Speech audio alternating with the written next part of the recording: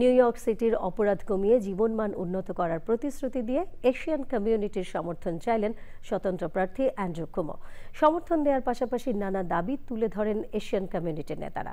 শমিক আহমেদ জানাচ্ছেন। 4 নভেম্বর অনুষ্ঠিত হবে বিশ্বের রাজধানী খ্যাত যুক্তরাষ্ট্রের নিউ ইয়র্ক সিটির মেয়র নির্বাচন। মূল প্রতিদ্বন্দ্বিতা হবে ডেমোক্রেটিক প্রার্থীর জোহরান মামদানি ও স্বতন্ত্র প্রার্থী অ্যান্ড্রু কুমোর মধ্যে। ভোট ইস্যুতে নানা কমিউনিটিতে বিভক্ত বৈচিত্র্যময় নিউ ইয়র্ক শহরের বাসিন্দারা। প্রার্থীরা তাই ছুটে যাচ্ছেন কমিউনিটির নেতাদের কাছে, দিচ্ছেন নানা প্রতিশ্রুতি। নিউ ইয়র্কের সাবেক গভর্নর ও মেয়র প্রার্থী অ্যান্ড্রু কুমোর সমর্থনে কুইন্সে এক আয়োজনে এবারের ভোটের গুরুত্ব নিয়ে কথা বলেন এশিয়ান কমিউনিটির নেতারা।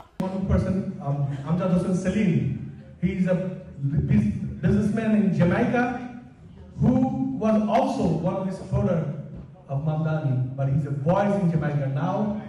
After knowing all these agendas, he came out and supporting our Governor Kumo for the mayor of New York City. New York সিটির অগ্রগতিতে এশিয়ান কমিউনিটির অবদানের প্রশংসা করেন Andrew কুমো। Let us work hard, let us advance, and let the government help us help ourselves. That's what New York is all about.